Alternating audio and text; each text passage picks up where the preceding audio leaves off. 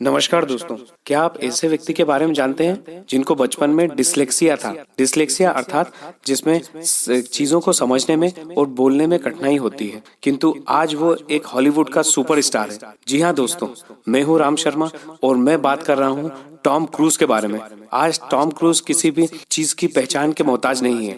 आइए Tom cruise के बारे में जानते हैं कुछ बातें। आज उनके नेटवर्थ लगभग 4,000 करोड़ रुपए है और हॉलीवुड के सबसे सफलतम एक्टर्स में से वो माने जाते हैं। टॉम क्रूज के यदि जीवन पे हम नजर डालें तो हमें पता चलता है कि सही दिशा में की गई मेहनत ही सफलता की चाबी है। यह वक्त और हालात पलटने की ताकत रखती है। ठीक इसी तरह कड़ी मेहनत करके उन्होंने मजबूरियों से समझौता करने की बजाय उन्हें खत्म करने का निर्णय लिया और अपने संघर्ष के दम पर सफलता की एक नई इमारत खड़ी कर दी। थॉमस क्रूज अर्थात टॉम क्रूज का जन्म 3 जुलाई 1962 को न्यूयॉर्क अमेरिका में हुआ था। माँ मेरी ली टीचर थी और पिता इलेक्ट्रिकल इंजीनियर थे। टॉम का बचपन बेहद कठिन रहा। उन्हें डिसलेक्सिया था, जिसकी वजह से उन्हें चीजों को याद रखने में और बोलने में दिक्कत होती थी। पिता भी उनके साथ अच्छा व्यवहार नहीं करते थे। 1971 में उनके पिता ने नौकरी बदल ली, जिसकी वजह से पूरे परिवार को ओटावा जाना पड़ा। टॉम के बचपन के कुछ साल कनाडा में बीते। उन्होंने एक पब्लिक स्कूल में एडमिशन ले लिया। यहीं उनके अंदर एक्टिंग के प्रति पहली बार दिलचस्पी जागी थी। जब वे चौथी कक्षा में थे तब उन्होंने अपने स्कूल में एक प्ले किया था। स्पोर्ट्स में उनकी गहरी दिलचस्पी थी। वे स्कूल की हॉकी टीम में थे। जब वे छठी में थे तब माता पिता अलग हो गए। उनकी माँ उन्हें व उनकी बहन को लेकर यूनाइटेड स्टेट शिफ्ट हो गई। टॉम के जीवन में एक समय ऐसा भी आया था जब वे कैथोलिक प्रीस्ट बनना चाहते थे। उन्होंने अपनी कॉलेज टीम की तरफ से अमेरिकन फुटबॉल में बतौर लाइन ब्रेकर खेला है।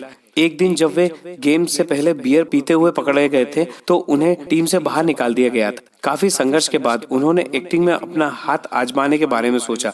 1980 के आसपास उन्होंने कई ऑडिशंस दिए, लेकिन लगातार रिजेक्शंस ही मिले। आखिर 1981 में एंडलेस लव में छोटा रोल मिला। इस रोल में उन्होंने एक ऐसी छाप छोड़ी कि उसी साल एक और फिल्म टैप में भी काम मिल गया। 1983 में रिलीज हुई रिस्की बिजनेस, जिससे लोगों को टॉम की असल पहचान हुई।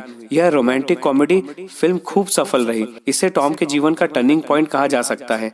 1986 में आई टॉप गन, जिसने उन्हें सुपरस्टार की हैसियत दी और साल की सबसे बड़ी हिट साबित हुई। अगली film the colour of money भी बॉक्स ऑफिस पर छाई रही। अपने डेब्यू से 5 साल के अंदर टॉम ने खुद को साबित कर दिया था। 1987 में उन्होंने शादी कर ली। इस समय उनका फिल्मी करियर बढ़िया चल रहा था, लेकिन पारिवारिक विवादों की वजह से तनाव बना रहता था। 3 साल के अंदर ही उनका तलाक हो गया। डेथ ऑफ थंडर की शूटिंग के दौरान को स्टार निकोल किडमैन के साथ उनकी अच्छी बॉन्डिंग हो गई। जल्द ही दोनों ने शादी कर ली। इसी बीच 1988 में आई रेन मैन को सर्वश्रेष्ठ फिल्म के लिए अकेडमिक अवार्ड मिला। 1989 में born on the 4th of July के लिए उन्हें पहली बार Golden Globe award for best actor मिला। इसी फिल्म में एक्टिंग के लिए उन्हें अकेडमी अवार्ड में भी नामांकित किया गया। आगे भी क्रूज की कई फिल्में आई। डेथ ऑफ थंडर और फार एंड अवे में उन्होंने अपनी पत्नी निकोल किडमैन के साथ काम किया। अब टॉम क्रूज हॉलीवुड के सबसे बड़े एक्टर बन चुके थे। 1996 में मिशन इम्पॉसिबल रिलीज हुई, जिसे उन्होंने खुद प्रोड्यूस किया था। इस फिल्म में बॉक्स ऑफिस में धमाल मचा दिया। 2000 में मैग्नोलिया के लिए उन्हें गोल्डन ग्लोब अवार्ड मिला। इसी साल मिशन इम्पॉसिबल सीरीज की दूसरी फिल्म आई। इसने दुनिया भर में लगभग 547 मिलियन डॉलर्स की कमाई की। यह साल की तीसरी सबसे ज्यादा कमाने वाली फिल्म भी बनी थी।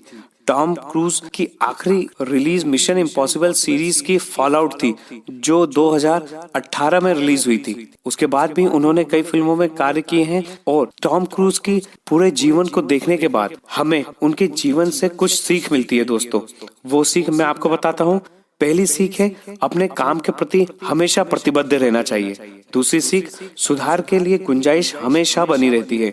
और तीसरी, सफलता के लिए अपने लक्ष्य और सपनों पर फोकस जरूरी है। तो दोस्तों, ये था हॉलीवुड के सबसे प्रसिद्ध व्यक्ति और एक्टर टॉम क्रूज के बारे में। दोस्तों, आपको ये कहानी कैसी लगी? अगर ये कहानी आपको अच्छी लगी हो तो लाइक कीजिएगा और सब्सक्राइब कीजिएगा और शेयर करना ना भूलिएगा। थैंक यू वेरी मच दोस्तों।